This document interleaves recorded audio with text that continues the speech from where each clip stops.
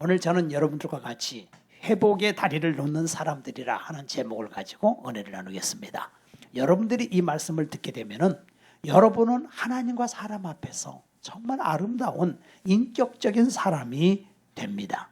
우리가 살고 있는 이 세상은 윤리의식이 무너져가는 시대에 살고 있습니다. 여러분들, 우리 하나님께서 우리에게 자유를 주셨다고 하는 것은 방종을 뜻하는 것이 아니지요. 우리가 모세의 율법의 통제 아래 살지 않는다고 해서 육신적인 삶을 살아도 된다는 것은 아닙니다.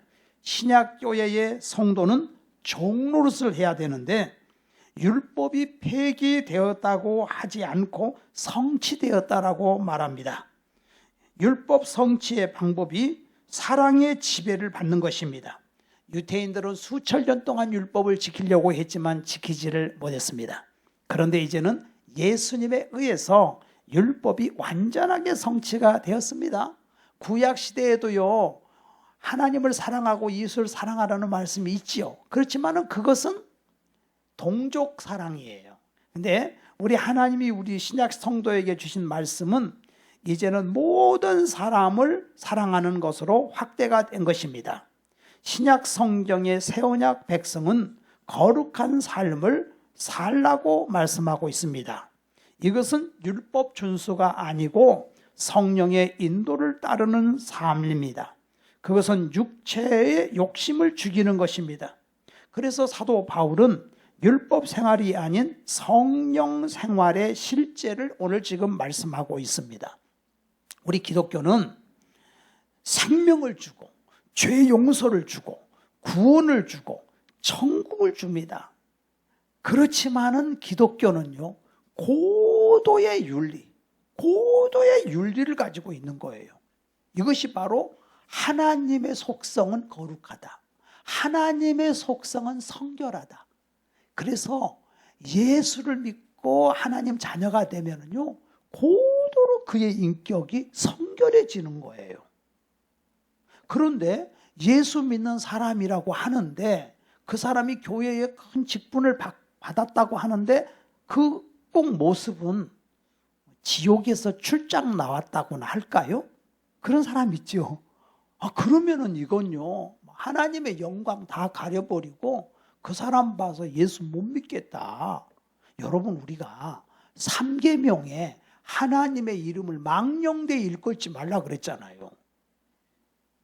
그래서 참 링컨이 옛날에 그랬답니다. 대통령이 된 다음에 친구가 너무나 유능한 사람을 장관으로 입각시키기 위해서 여보게 이 친구가 너무너무 유능하니까 이 사람 이 장관 하면 되겠다. 그래서 이제 소개를 받아가지고 왔는데 얼굴 쳐다보더니 말도 안 하고 돌려보냈대. 그 친구가 아니 그렇게 유능한 사람을 왜 그냥 돌려보냈냐고 하니까 하는 말이 인간이 나이 40년 자기 얼굴에 책임을 져야 된다 그러더래요. 그게 맞는 말 같아요. 부모로부터 어떻게 태어났든지 간에 미남이든 미녀든 잘생겼든 못생겼든 우리가 예수 믿고 성령을 받으면 그 얼굴에서요 광채가 나고요 표정이 참 은혜롭게 우리 바뀌거든요. 네, 그래서 제가 목사인데 예를 들어서 나를 만난 사람이 그 사람이 목사였어? 꼭 소도둑놈 같던데? 이래버리면 좀 망하는 거 아닙니까? 그러니까 얼마나 우리 모습이 중요한지 몰라요. 그래서 하나님은 우리에게 육체의 열매, 성령의 열매를 지금 얘기하고 있습니다. 육체의 열매를 19절부터 다 이렇게 나와 있어요. 그래서 사람이 예수를 믿어도 이렇게 될 수도 있다는 거예요. 그래서 음행과 더러움과 호색과 우상숭배, 줄수, 원수 맺는 거, 분쟁, 시기, 분냄, 당짓는 거 이런 것들이 이제 쭉 나오고 육신의 열매거든요. 그 다음에 예수 믿고 성령을 받았더니 사랑과 희락과 화평과 오래 참음, 자비, 양성, 충성, 온유, 절제 이런 열매가 있단 말입니다. 그러니까 이런 성령의 열매를 맺게 되면 하나님의 이름이 막 올라가는 거예요. 그래서 예수 믿는 사람, 안 믿는 사람 있는데 이 안 믿는 사람들은 예수 믿는 사람을 보는 것이 아니라 하나님을 보는 것이 아니라 예수 믿는 사람 보잖아요. 그러니까 우리가 얼마나 우리의 모습이 중요한지 몰라요. 삶으로 보여주라는 것입니다. 그래서 이렇게 우리가 예수를 믿고 하나님 자녀가 됐다. 그러면 난 천국 가게 됐어. 그렇게만 살면 안 된다는 거예요. 왜? 하늘나라에 상급이 있잖아요. 그럼 그 상급을 우리가 받아야 되지 않겠습니까? 그러면 천국만 가면 됐지 뭐 상급까지 무슨 그렇게 생각할지 모르지만 여러분 우리가 이 세상에 사는 짧은 세상을 살아도 정말 잘 사냐 못 사느냐에 따라서 너무 참 안타까운 일이 벌어지는데 천국에 한번 가면은 그게 몇십 년 몇백 년이 아니라 영원히 그대로 갈 건데 그러니까 정말 벌거벗은 수치를 당해서는 안 된다는 거 아니겠습니까? 십자가의 우편강도 천국강도 부러워하지 마시다 이거예요. 사도 바울이 정말 인생 승리자가 되어서 나를 위해서 면류관이 예비되어 있다. 이 면류관을 바라보면서 우리가 살으라고 하는데 정말 이거는 교인들도 마찬가지지만 목사들도 제대로 인격이 안 돼 버리면은 왜 그 사람이 그런 위치를 가지고 또 교회 안에서도 중요한 직분을 받을수록 영향력이 크잖아요. 그래가지고서 얼마나 많은 사람들에게 참 소망을 주고 하나님의 영광을 올려드리는가 하면 하나님의 영광을 가리고 많은 사람을 지옥 보내는 사람들도 있다는 것입니다. 여러분 이 세상에서는 죄가 안 되는데 하나님께는 죄가 되는 게 있고요. 이 세상에서는 죄가 되는데 하나님께는 죄가 안 되는 게 있잖아요. 예, 그렇죠. 요즘에 우리 간통죄를 졌다. 둘이 좋아서 하는데 그 세상에서 법에서 그게 뭡니까? 그거 죄 아니에요. 동성애 한다고 죄 아니에요. 대법원장이 그만두기 5일 전에 그냥 딱 동성 결혼 해도 이런 식으로 그냥 다 해놓고 그냥 물러나더만요. 그냥 이런 식으로. 그러니까 이게 하나님은 그러나 그게 아니잖아요. 하나님은 죄로 여기면 죽을 죄야. 마저 죽을 죄야. 하나님이 보실 때는 그게 있다고요. 그래서 오늘 여기서 지금 얘기하는 거는 지금 뭐라고 하냐면은 사람들이 6장에 무슨 범죄한 일이 드러나거든 그랬어요. 그런 죄가 있네. 그런 죄가 있어요. 그런 범죄한 일이 드러나거든 신령한 노인은 온유한 심정으로 그런 사람을 바로잡고 너도 시험에 빠질까 조심하라는 지금 얘기 아닙니까? 그렇기 때문에 범죄한 일이 드러나거든 우리가 신령하다는 거예요. 그러니까 우리는 신령하다는 거는 성령을 받은 사람은 신령해요. 여러분 성령 받고 신령한 사람은요 어떤 일이 생기냐면요 딱 보면 죄냐 아니냐가 딱딱딱 분별이 서버려. 근데 여기서 우리가 조심해야 될 거는요. 아니 은혜를 받고 예수 믿으니까 왜 사람이 그렇게 똑똑해지요? 그렇게 지혜로워지고 너무너무 하나님이 함께 하시니까 막 탁월해지는 거예요. 근데 자기가 탁월한 줄로 생각하면 안 되는 거예요. 하나님이 성령이 임하니까. 그리고 그냥요 이렇게 신령하면요 죄가 막 보이는 거야. 근데 여기서 절제의 은사를 받지 못하면 큰일 나버려. 그래가지고 자기 눈에 죄가 딱 보이는 순간 그냥 그 즉시 막 0.1초도 견디지를 못해 그냥 바로바로 지적을 탁탁탁 하면요 맞는 말인데 기분 나빠. 그죠? 그러니까 그 사람이 고치는 게 아니에요. 그래서 여기서 지금 얘기한 건 신령한 너희는 죄가 보이거든 다른 사람의 티끌이 보이거든 나는 대들보가 있다 들보가 있다는 것을 얼른 인식을 하고 너도 시험에 빠질까 조심하라. 그리고 그 사람이 교회 안에서 그런 문제가 생기거든 그 문제를 어떻게 세 가지로 첫째 모른 척한다. 두 번째 나 잘됐다 말하고 다닌다. 성경에도 보니까 이런 말씀이 있습니다. 남의 말하는 것은 별식과 같아서 뱃속 깊은 곳으로 내려가느니라 그랬어요. 남의 말을 하는데 왜 이렇게 맛있어? 그죠? 그러니까 이렇게 돼버리기 때문에 그건 정말 조심해야 된다. 그리고 세 번째는 뭐냐면은 바로 잡아줘야 된다. 그 사람을 바로 잡아줘서 왜 바로 잡아줘야 되느냐면 그렇게 가면은 낭떠러지야. 그건 죽어. 그렇게 가면은 큰일 나. 그게 보이거든요. 뻔히 보여. 멸망이 보여. 그러니 어떡합니까? 바로 잡아줘야지요. 사랑하는 마음으로 바로 잡아줘야 된단 말입니다. 그래서 우리가 이것 때문에 하나님께서 그 사람을 바로 잡아줘야 되는데 어떻게 바로 잡아줘야 하느냐면 온유한 마음으로 바로 잡아줘라. 그 말은 그 성령의 열매 8번째가 온유잖아요. 그 온유한 마음으로 그 사람을 바로 잡아줘야 돼요. 그 부모의 심정으로 그 사람을 바로 잡아줘야 된다는 말입니다. 그럼 바로 잡아주려면 어떻게 돼요? 첫째, 그 사람을 위해서 정말 기도를 해야 돼요. 그리고 그것이 죄라고 하는 것을 얘기할 때 온유한 마음으로, 온유라고 하는 게 뭐냐면은 겸손한 마음을 얘기하거든요. 여러분, 우리가 온유 그러면은요, 힘이 없는 사람으로 잘못 생각하기 쉬운데 그게 아니에요. 힘은 있는데 그 힘을 안 쓰는 게 온유예요. 예수님은 나는 온유하고 겸손하라 그랬지 않습니까? 내 멍에를 메고 내게 배우라 그랬잖아요. 그러니까 예수님이 굉장히 온유하신 분이, 힘이 있는데 힘을 안 쓰셨기 때문에 그래서 그런 마음으로 그 사람에게 접근을 하고 또 그 사람의 사연이 있을 거라고요. 그래서 그 사람의 사연을 우리가 들어줄 수 있어야 된다 그 말입니다. 경청하지 못하고 자기 말만 하면 안 됩니다. 그래서 사연을 듣기 전에 말하는 자는 미련하여 해를 당하느니라 그랬죠. 그 사람에게도 분명히 사연이 있어요. 그 사연을 들어주는 거예요. 그리고 같이 울어주는 거예요. 그것이 굉장히 중요해요. 그래서 온유한 심정을 가지고 신령하다. 하나님은 지금 벌써 너는 신령하다. 너는 온유한 마음을 가지고 있다. 벌써 성령님의 역사다. 그럼 어떻게 해야 되냐? 그 사람을 바로 잡아주는 것이 사명이다. 디모데후서 3장 16절에 모든 성경은 하나님의 감동으로 된 것으로 교훈과 책망과 바르게 함과 의로 교육하기에 유익하다. 교훈을 주지요. 또 잘못한 건 책망을 주지요. 그리고 의로 교육을 해.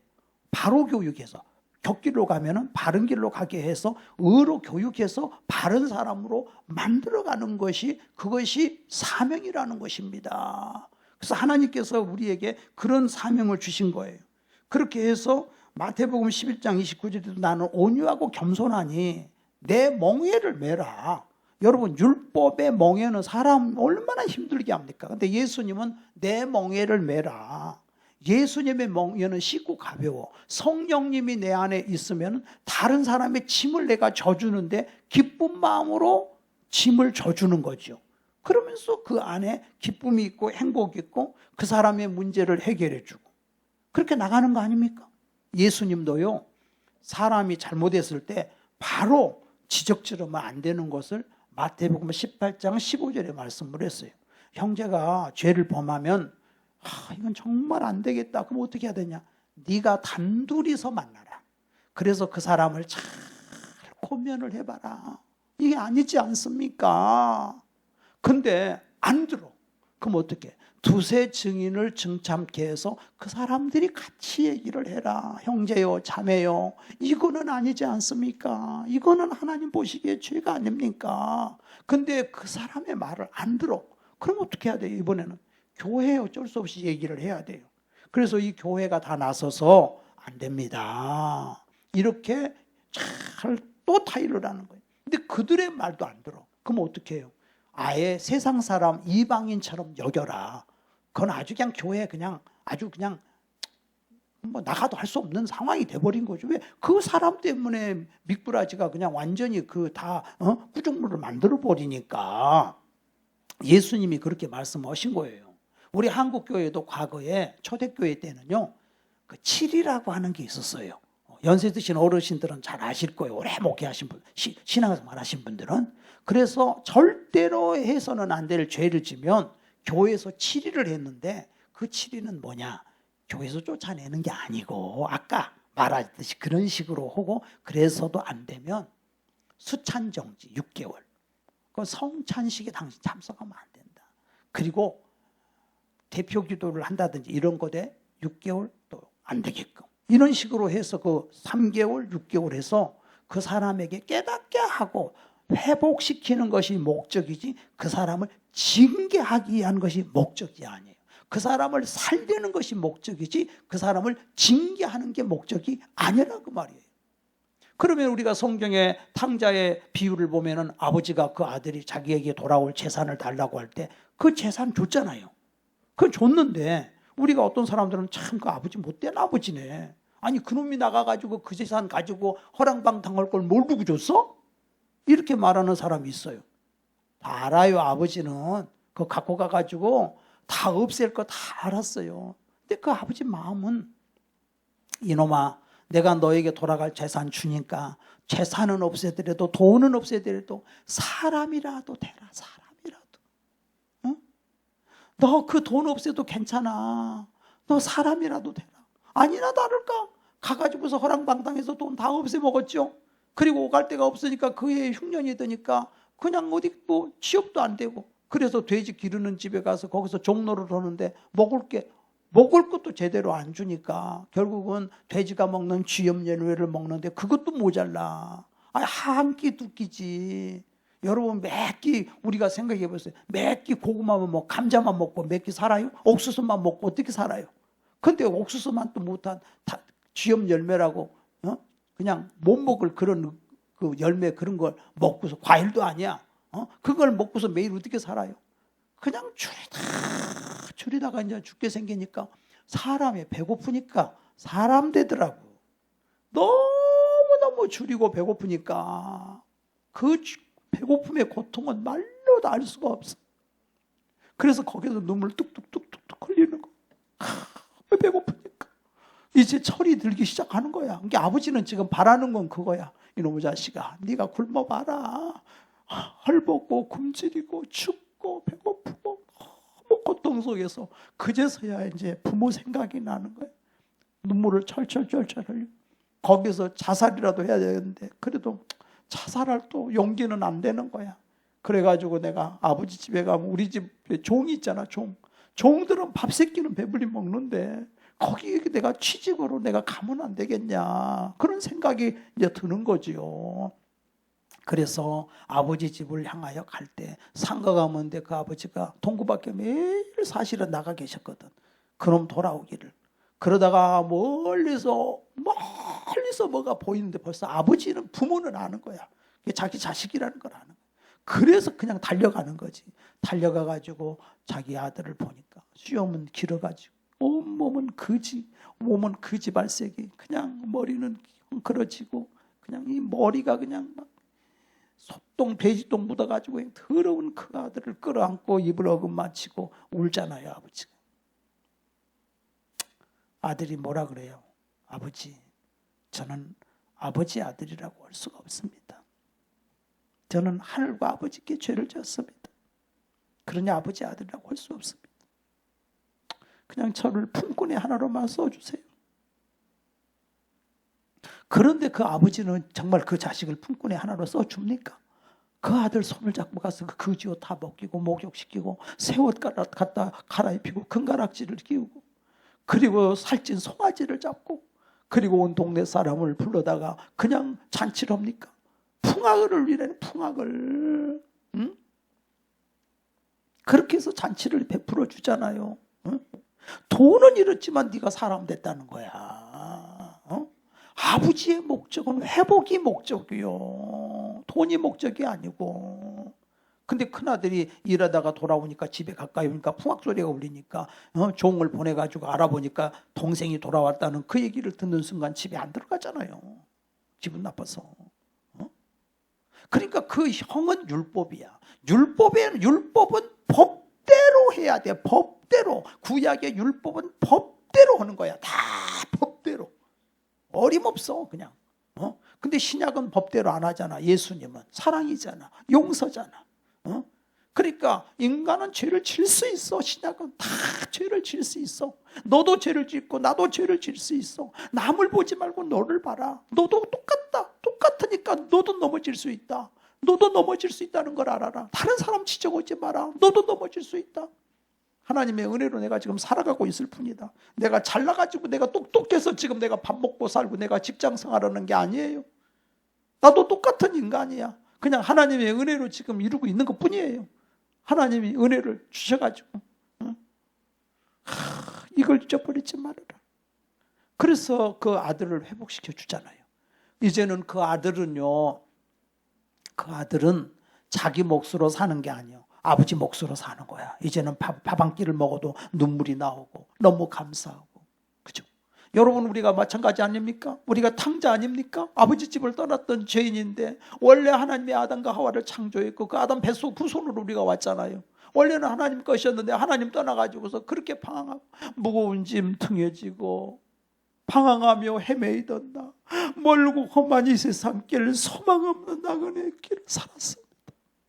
아버지 집을 떠나서 탕자가 돼가지고서 줄이고 굶주림으로 너무 힘들게 인생 살았어요.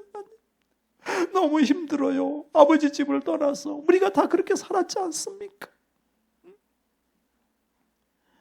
그러고도 또 예수님도 모르고 그러다가 살다가 결국은 지옥 가는 인생으로 살았으니 얼마나 힘듭니까? 이 세상 사람들요, 예수 안 믿는 사람들 죽을 지경이라는 거 모르세요, 여러분? 죽을 지경이야. 어떻게 해서 돈은 좀 벌어가지고 좀 사는지 모르지만 예수님 떠났는데 왜? 그 속에 영혼이 난데, 육신은 내 껍데기고 영혼이 난데, 영혼이 줄이고 굶주려 있잖아요. 지금 영혼이 양식을 먹어야 되잖아요. 근데 영혼이 양식을 먹어야 되는데 그 영혼이 양식을 못 먹고 지금 굶주려 죽어가고 있는 그것이 바로 탕자와 똑같은 거예요. 너무나 굶주린 거예요. 근데 그 영혼들이 교회에 와야 되잖아요. 아버지 앞에 와서 예배를 드리고 그 영혼이 살아야 되는데 우리가 먼저 신령한 자로서 그 영혼을 살리고 그 영혼을 구해야 되는데 앞서간 자들이 본이 되지 못하고 영광 다 가려버리고 정말로 하나님의 이름을 짓밟아버리는 일들을 하고 있는 이 세상을 볼 때에 너무너무 가슴 아프잖아요. 그래서 우리가 하나님께서는 너는 신령한 자다, 너는 성령의 사람이다, 먼저 네 자신을 돌아봐라, 너도 그렇게 빠질 수 있다, 그리고 그 사람을 권면을 해라, 그 사람을 회복시켜라, 그리고 그 사람을 쫓아내는 게 아니라 같이 회복을 시켜서 같이 손을 잡고 같이 천국 가자, 변화돼서 같이 복을 받자. 하나님은 그렇게 우리를 구원해 주기를 원하고 계시는 걸 믿으시기를 바랍니다. 그래서 시편 37편 11절에도 온유한 자는 땅을 차지할 것이고 풍부한 화평으로 누리리로다라고 말씀하고 있습니다. 우리 신약 성도들도 죄는 지을 수 있습니다. 그러나 범죄한 성도를 우리는 도와야 된다. 바로잡아라. 회복의 목적은 공동체에 다시 복귀하는 것이다. 가족으로서 다시 돌아오게 하는 것이라고 말씀했어요. 그러나 바리새인들을 보십시오. 그 사람들은 죄 안 지었대요. 바리새인들 죄 안 지었대요. 그리고 이 바리새인들은요, 그냥 뭐 다 법은 법이야. 그냥 그대로 그냥 간음을 했어. 돌에 맞아 죽어야 되는구만. 그냥 다 그냥 법대로 그냥 하는 거예요. 그래서 이제는 우리 사랑하는 성도들은 죽어야 마땅할 우리를 예수님께서 은혜를 주셨기 때문에 이제는 하나님의 몫으로, 예수님의 몫으로 사는 걸 믿으시기를 바랍니다. 하나님은 우리가 회복되기를 원하십니다. 하나님 우리가 회복되기를 원하셔요. 회복은 형제를 바로잡아 주는 거예요. 그를 살려주는 거예요. 회복은 온유한 심정으로 권면해 주는 것입니다. 회복은 넘어진 형제를 보면서 자기를 살피는 것이고, 회복은 형제에게 말하기 전에 인내하고 하나님의 지혜를 구해야 돼요. 교만한 사람은 형제가 넘어질 때 이게 웬 떡이냐 하고 떠벌리고 다니기 쉽습니다. 그러나 회복의 사람은 형제의 그 짐을 함께 져주는 거예요.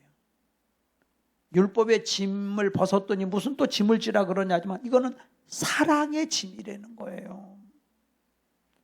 회복은 나와 다른 사람을 비교하지 않는 것이고, 회복은 자신을 자랑하지 않는 거예요. 자기가 혼자 자기를 자랑하는 건 괜찮아. 무게야, 너 잘했다. 너 잘했다. 여기 지금 말씀해. 자기가 자랑할 건 있지만 남에게 자랑할 게 없다 그랬어. 자기를 보면서 너 잘했어. 너 열심히 살았어. 너를 자랑해. 네 스스로. 네가 너를 자랑해. 그거 좋은 거야. 근데 남 앞에 가가지고 자기 자랑하지 마. 자랑하지 마. 응? 또 회복은 서로를 조언해 주는 것입니다. 서로를 조언해 줘. 서로 좋은 말을 해주는 거예요. 다른 사람이 문제가 생길 때 그 사람에게 좋은 조언을 해주는 거예요. 여러분, 다윗도 조언을 받아 아세요? 다윗이요. 하루는 나단 선지자가 딱 왔어요. 선지자님, 웬일로 오셨습니까? 예. 임금님, 꼭 드릴 말씀이 있습니다. 판결을 좀 내려주십시오. 말씀하세요. 아니, 우리가 살고 있는 지역에요, 어느 부자가 있었어요. 이 부자는 양떼가 많아요. 근데 그 동네에 가난한 사람이 있어요. 근데 그 사람은 양 한 마리밖에 없어요. 그래서 그 양을 얼마나 지극정성으로 돌보는데, 그 양을 사랑하고 음식도 같이 먹고 잠을 잘 때도 세상에 그 양을 끌어안고 잠을 자요. 그런데 그 부잣집에 손님이 왔는데요. 그래. 근데 그 부자가 그 손님에게 대접해야 되는데, 가난한 사람, 그 양 한 마리에 있는 사람 그 양을 뺏어가지고, 그래가지고 그걸 잡아가지고 대접을 했어요. 왕이시여, 이거 어떻게 해야 되겠습니까? 다윗이 어떻게 한지 아세요? 벌떡 일어나더니 그런 놈은 죽여야 된다. 그때 나단 선지자가 왕을 쳐다보면서 하는 말이, 왕이요, 그 부자가 바로 당신입니다. 깜짝 놀라요. 아니, 그 부자가 나라고? 하나님께서 왕에게 얼마나 많은 걸 주셨습니까? 근데 왕은 지금 우리아의 아내 밧세바를 뺏어오고 우리아를 죽였지 않습니까? 그래서 하나님이 왕을 심판하겠다고 합니다. 야, 조언을 이렇게 멋있게 해버리네.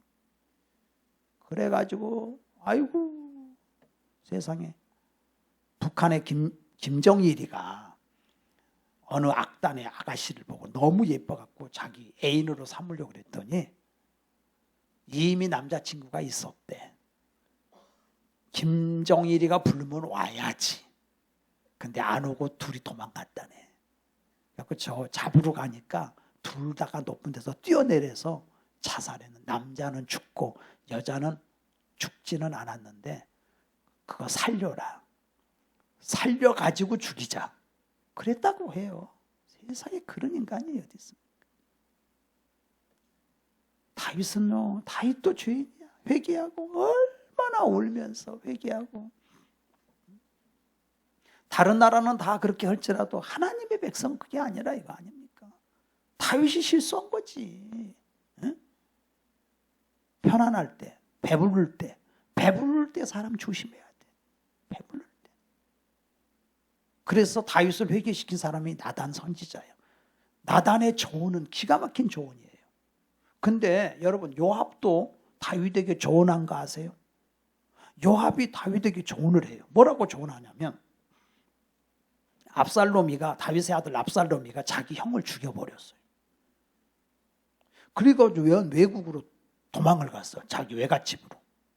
그런데 자식이라 한 3년 지나니까 다윗이 그 아들이 보고 싶은 거야. 그것을 딱 겉모술수가 능한 요압이 그걸 눈치를 챈 거야. 자기가 올라가려고. 요압은 국방장관이고 국무장관이거든. 그래갖고 사람 하나를, 여성 한 분을 이렇게 입에다가 이렇게 말을 넣어줘가지고 이렇게 가서 다윗에게 가서 얘기를 해라고. 하루는 누가 판결해 달라고 왕 앞에 왔어요. 여성분이 와가지고 막 우는 거야. 왜 우냐 그랬더니, 임금님, 내 사연 좀 들어보세요. 우리 집에는 아들 둘이가 있습니다. 근데 아들 둘이 저 들에서 뭐 하다가 뭐가 안 맞았는지 둘이 싸우다가 한 아들이 한 아들을 죽이고 말았습니다. 그랬더니 동네 사람들이 일어나가지고 하는 말이 그 살인자를 끌어내라. 그 살인자를 죽여야 된다. 그래서 제가 이렇게 왔습니다. 임금님 이거 어떻게 해야 되겠습니까? 판결 좀 내려주십시오. 막 울고 있는 그 여인을 향하여 다윗이 그런 사연이 있었구나 너한테. 걱정하지 마라 안 되지. 그 여인은 그래요. 내가 어떻게 자식 둘을 다 잃어버리겠습니까? 그 살인자 아들이라 할지라도 그건 죽이면 안 된다. 그렇지. 응? 맞아요. 우리 자식이 살아나야지 후사가 있을 거 아닙니까? 그래 걱정하지 마. 걱정하지 마. 그런데 한마디만 더 여쭙겠습니다. 그래요. 무슨 얘기냐 그랬더니 왕께서는 왜 압살롬을 그대로 놔두십니까? 그때 다윗이 하는 말이 너 방금 전에 얘기한 거 너 요압이 시켜서 했지? 요압이 너를 보내더냐? 그랬더니 여인이 그제서야 예 보냈습니다. 그래 알았다 알았어. 그리고 그 여인을 내보내고 요압을 불러서 야 압살롬을 불러와라. 안 그래도 보고 싶었는데. 근데 압살롬이 돌아왔지요. 돌아왔는데 이 압살롬이 다윗을 못 만나. 그래서 살인자니까. 그러니까 압살롬이가 요압의 밭에다 불을 질러버려요. 그게 나쁜 놈이지. 그 압살롬이가 잘못했다고 회개하는 법도 없었고 불을 지르니까 그 요압이 찾아가서 왜 내 밭에다 불을 지르냐. 아니 나를 돌아오게만 하면 돼? 왕의 얼굴을 보게 해야지. 그러잖아요. 그래서 이제 왕의 얼굴을 보게끔 하지요. 그 다음부터 이 압살롬이가 기세가 등등해가지고서 왕의 마음, 백성의 마음을 도둑질하잖아요. 그리고 관료들을 다 자기 편으로 만들어가지고서 반란을 일으켜가지고 그 사건 때문에 수천 명이 죽고 다윗은 맨발로 왕궁에서 쫓겨나서 도망가고. 그러니까 이 요압의 조언은 실패한 조언이었어요. 나단 선지자의 조언은 사람을 살리는 조언이었어요. 우리가 다른 사람에게 좋은 조언을 해주고 사람을 살리는 조언을 해야지 사람 죽이는 조언을 해서는 안 된다는 거 아닙니까? 그래서 회복은 사람을 살리는 것인데 하나님이 여러분을 부르시는 것은 회복의 사람이 되게 하려고 부르신 것을 믿으시기를 바랍니다. 여러분이 왜 예배에 나오셨습니까? 여러분이 예배를 통해서 회복이 되는 거야. 내 인생이 회복이 돼. 하나님의 음성을 듣고 하나님 말씀을 듣고 내가 회복이 되는 거예요. 응? 여러분 이렇게 앞에서 우리가 찬양을 인도하고 앞에서 찬양단들이 이렇게 반주를 하고 이 세계적인 무슨 뭐 오케스트라하고는 비교가 안 되지 수준은. 근데 거기에 무슨 천사가 동원됩니까? 하나님이 역사하십니까? 그러나 우리의 이 찬양 속에는 하나님의 천군천사가 동원되는 거, 우리 인생이 회복되는 거 아닙니까? 어떤 분이 그냥 그 자기 부인이 교회를 다니니까 교회를 고발하려고 뒤에 앉아갖고 교회를 내가 좀 교회 문제점을 좀 캐야 되겠다고 앉아 있는데 자기도 모르게 눈에서 눈물이 뚝 떨어지더래요. 그래서 하나님 성령이 역사해 버린 거야. 찬송을 하는데. 여러분 우리가 이 찬송을 누구한테 하는 겁니까? 유행가, 이 세상 노래, 가곡, 이 세상의 노래 다 그냥 그거는 사람을 즐겁게 하는 거예요. 근데 이 찬양은 하나님께 드리는 거기 때문에 성령님이 이 자리에 임하시고 그 찬양 속에 하나님이 우리의 심령을 움직이시잖아요. 하나님이 또 말씀을 우리에게 주셨는데 이 말씀은 살았고 운동력이 있어 혼과 영과 관절과 골수를 찔러 쪼개며 사람의 생각과 뜻을 감찰하잖아요. 그러니까 항상 회복을 위해서 우리가 살아야 돼. 아침에도 어느 분에게 내가 이런 얘기를 들었어요. 돈 없으면 교회도 못 다닌다. 어떻게 그런 말을 세상에서 듣게끔 교회가 하느냐. 있을 수 없는 일을. 세상에. 우리 예수님은 이 세상에 오실 때 정말 가장 가난한 자에게 복음을 전하게 하시려고, 눈먼 자에게 복음, 그런 자들에게 복음을 전하고 그렇게 하셨지 않습니까? 우리 예수님이 사람 차별했습니까? 모든 사람을 품어주고. 교회 일은 억지로 하는 거 아니에요. 그죠?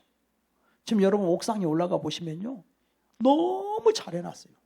아주 막 대형 수영장, 어느 수영장 못지않게끔 지금. 저 어저께 우리 형제가 오셨고 다 했어요. 내가 그분한테 허락 온 것도 아니에요. 근데 몸이 이번에 아팠다가 하나님이 정말 불치병이 거의 다 낫게 되고 본인이 다 사가지고 와서 다 저렇게 돈 들어가는데 그렇게 하셨어요. 그거 들어간 거 다 청구하세요. 그랬다. 아닙니다. 그냥 기뻐서 하는 거야. 이 교회 일은요, 이렇게 돼야 돼요. 없으면 안 하면 돼. 그죠? 기뻐서 그냥 막 감사해 갖고 하는데 얼마나 그게 하나님이 복을 주시려고 그 마음에 그런 감동을 주셔서 그렇게 하는 거 아닙니까? 억지로 하는 거 아니에요. 교회, 큰 교회에서 뭐 하겠습니까? 하나님 기뻐하는 교회가 돼야 되죠, 우리가. 응? 한 사람이라도 실족시키면 안 되잖아요. 한 사람이라도 실족시키면은 연자맷돌을 메고 바다에 빠지는 것이 낫다고 했는데, 오늘 여기 말씀에 죄를 범하거든 그 사람을 바로 잡아줘라. 너도 네 자신을 살펴라. 너도 시험에 빠질까 두려워해라. 왜 그렇게 생각을 안 하냐? 이 복음이 지금 잘못된 거야. 예수 믿으면 구원받는다고 하는 이 복음이 지금 현재 이렇게 너무 우리가 좋은 그 예수님의 복음을, 예수만 믿으면 구원받는다 하니까 막 살아도 되는 줄 알지만 절대 그렇지 않다는 것입니다. 그래서 자유방종을 뜻하는 것이 아니다. 기독교는 최고의 도덕성을 갖는 거예요. 그래서 그 최고의 도덕성을 가지려면 날마다 자기 자신을 살피고, 사도 바울 같은 사람이 나는 날마다 죽노라. 선줄로 생각하는 자는 넘어질까 조심하라. 내가 예수를 수십 년 믿었는데 내가 이때부터서 위기가 오는 거야. 근데 화인 맞은 양심은 그것들 몰라요. 지금 자기가 죽게 됐는지도 몰라요. 회복의 사람이 될 때 하나님이 성령을 부어주셔가지고 아버지 마음같이 우리를 만들어주시는 걸 믿으시기를 바랍니다. 온유한 심정이 되는 줄로 믿습니다. 완고한 심령도 녹여내는 사람으로 하나님이 여러분을 쓰시는 걸 믿으시기를 바랍니다. 그래서 그 사람을 회복시켜서 그 사람하고 나랑 같이, 성도들이 같이 이렇게 하나님의 교회를 세우는 거죠. 우리 하나님의 이 목장을 이렇게 주셔가지고서 우리 목자님들이 수고하면서 또 목원들을 또 이렇게 일주일 동안 살면서 또 그 희로애락을 서로 나누면서 그러면서 또 이렇게 회복, 그 자리가 회복의 시간이 되고, 그리고 사연을 들어주면서 또 회복이 되고, 자기 속 얘기를 말할 수 있는 데가 어디 있겠습니까? 이 세상에. 세상 사람들은 술을 먹어야 얘기를 하도록 하지만 우리는 성령의 술을 먹고 서로 은혜를 나누지 않습니까? 그래서 그 사람을 통해서, 회복의 사람을 통해서 많은 영혼이 하나님께 돌아온다는 사실을 믿으시기를 바랍니다. 예수님이 내 짐을 져주셨으니 나도 사람의 짐을 져주어야 될 줄로 믿습니다. 이제 우리 사랑하는 성도들은요, 이제는 남 허물을 보기 전에 내 자신을 먼저 살피는 자가 돼야 될 줄로 믿습니다. 그래서 온유한 심정이 될 때까지 기도하고, 온유한 심정이 됐을 때 그분에게 얘기를 해야 돼. 온유한 심정이 되지 않고 은혜를 받은 사람들은 굉장히 영이 예민해져요. 그래가지고 그냥 딱 죄가 보여. 그렇지 않습니까? 그래서 쉽게 말을 해버리는 거예요. 절대로 우리가 내 혀는 불이다. 그렇기 때문에 불을 만들지 아니하고 내 혀를 통해서 사람을 살리고, 그런 구원자가 되도록 성령님이 이미 우리에게 부어졌기 때문에, 내가 하려고 해서가 아니라 성령님이 부어졌기 때문에 그 성령의 속성이 바로 사랑과 희락과 화평과 오래 참음과 자비와 양성과 충성과 온유와 절제다. 오늘도 사랑으로 내가 짐을 져줄 사람이 있는가? 왜? 예수님이 먼저 내 짐을 져주셨기 때문에 나도 사람의 짐을 져주고 사람을 회복시키는 도구로 하나님이 나를 회복시켜 주셨으니까 집을 나간 나를 그렇게 기다리는 아버지가 나를 끝까지 기다려가지고서 나를 구원해 주시고, 진짜 여러분요, 예수 믿고 하나님 자녀 된 거 기적 아닐까요? 자기가 자기 자신을 볼 때 기적같이 느껴지지 않으세요? 어떻게 내가 어떻게 예수 믿고 구원을 받을 사람입니까, 여러분? 하나님을 아버지로 예수님을 내 구주로 믿으면 내 죄가 용서받고 나를 하나님 자녀로 삼아주시고 영원한 천국을 주시고, 그 정도는 기본이고, 거기에다가 하나님인 영원히 네가 살 수 있는 기업을 만들어라. 영원히 살 수 있는 기업을 만들어라. 그런데 그 기업을 만들으라고 하나님이 육신에게 기회를 주신 거예요. 육신이 있기 때문에 힘들잖아요. 그죠? 덥잖아요, 요새. 육신이 있기 때문에, 몸이 있기 때문에, 자식이 있기 때문에 얼마나 인생이 힘듭니까? 살아가는데. 근데 그 육신은 기회다. 천국에 내 기업을 만들 수 있는 기회다. 천사가 지금 여러분들 보면서, 옆에 천사 있어요, 여러분들 다 지금. 천사. 못 느끼세요? 목사님, 천사가 보이세요? 그런 분도 있을 거예요. 저 천사 안 보여요. 안 보이는데 하나님 말씀에 우리에게 너의 천사가 매일같이, 저 어린아이도 천사가 아버지의 낯을 뵙느니라. 어린아이가 예수 믿으면 그 옆에 천사가 있어요. 베드로가 감옥에 갇혔는데 베드로의 천사가 베드로를 꺼내요. 여러분 천사는 부리는 영으로서 여러분을 도우라고 보낸 하나님의 천사라고 말씀하셨어요. 여러분의 후사, 하나님의 자녀를 도우라고. 그러니까 제 옆에도 천사가 있어요. 내가 늘 기도하는 거예요. 하나님, 천사를 보내사 제가 말씀 전할 때 저를 도와주세요. 여러분이 기도하실 때 여러분 자녀에게도 천사가 있어서 여러분 그 자녀들을 하나님이 보호해 주셔야 돼요. 그 엄청난 불의의 사고가 오기 직전에 천사가 막아줘야 되잖아요. 다 알고 있잖아요. 너무 중요해요, 여러분. 그래서 이 천사들은 종으로서 여러분 옆에 있는데, 그 천사의 소원은 하나님 자녀 되고 싶어 하지만 안 돼요. 왜? 육신이 없기 때문에. 육신이 없으면 피가 역사를 할 수가 없어요. 근데 여러분은 자녀예요. 왜? 피로 죄 용서, 예수의 피가 죄 용서 해주니까. 육신이 있는 자만 그 피로 죄 용서 받을 수 있어요. 네.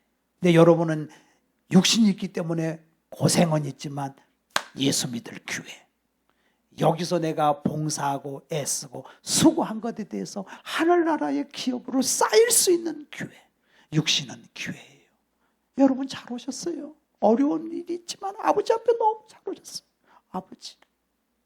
아버지, 저는 하늘과 아버지께 죄를 지었습니다. 저는 감히 아버지 아들이라고 할 수가 없습니다.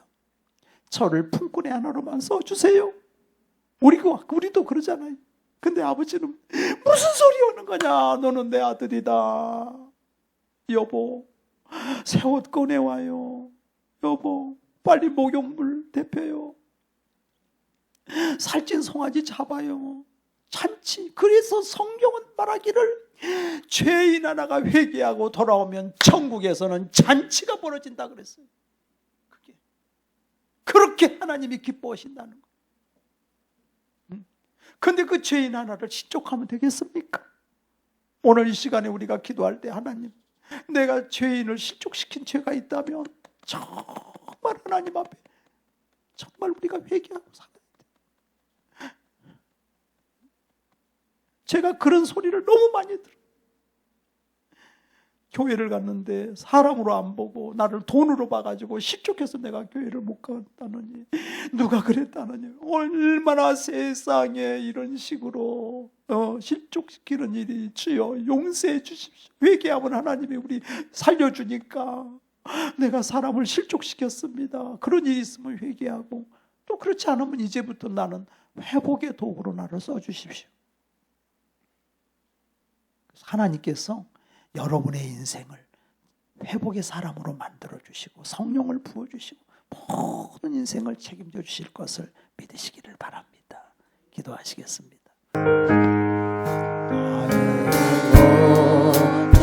주님이 주 예수께 비옵기를 나의 몸과 나의 맘을 깨끗하게 하옵소서. 물 가지고 날 씻든지 물 가지고 데우든지 내 안과 맘 다 닦으사 내 모든 죄 면하소서. 내 어두운 눈 밝히시니 고마우나 그보다 더 원하오니 정결한 마음 주옵소서. 물 가지고 날 씻듯이 물 가지고 데우듯이 내 안과 다 닦으사 내 모든 죄 면하소서. 그 속에서 신령한 빛 비추오니 이러한 나 얻으면 끝까지로 달리리라. 물 가지고 날 씻듯이 물 가지고 데우듯이 내 안과 다 닦으사 내 모든 죄 면하소서. 못된 죄 다루시고 악한 생각 다 버려도 주 안에서 정결하고 자신을 못하니 물 가지고 날 씻든지 물 가지고 데우듯이 내 안과 다 닦으사 내 모든 죄 면하소서. 제가 여러분 위해서 기도하겠습니다. 머리에 손 얹어주세요. 하나님 아버지, 법대로 하면 나는 이미 죽었어야 마땅할 죄인이었습니다. 그러나 이제 하나님이 나를 용서해 주시고 이제는 하나님 아버지의 몫으로 살게 해주셨으니 감사합니다. 하나님 아버지요, 하늘과 아버지께 죄를 지었습니다라고 회개하고 돌아오는 탕자를 아버지는 다 품어주셨습니다. 용서해 주셨습니다. 눈물을 닦아주셨습니다. 뭘 잘했다고 새 옷을 입혀주고, 뭘 잘했다고 금가락지를 끼워주고, 뭘 잘했다고 살찐 송아지를 잡아서 대접을 합니까? 이것이 내 아버지의 사랑인 줄로 믿습니다. 아버지 앞에 온 사랑하는 성도들 머리머리에 안수하여 주시고 회복의 은혜를 내려 주시옵소서. 회복시켜 주시옵소서. 육신의 건강을 주시옵소서. 마음의 평강을 주시옵소서. 영혼의 힘을 주시옵소서. 오늘 또 안수하여 주셔서 나는 이제 회복의 사람으로 많은 사람을 회복시키는 도구로 살 수 있도록 날마다 성령을 부어 주시옵소서. 치료하여 주시옵소서. 은혜 주시니 감사합니다. 용서해 주셨으니 감사합니다. 나를 받아주셨으니 감사합니다. 회복의 사람 되게 하셨으니 감사합니다. 예수님의 이름으로 기도하옵나이다.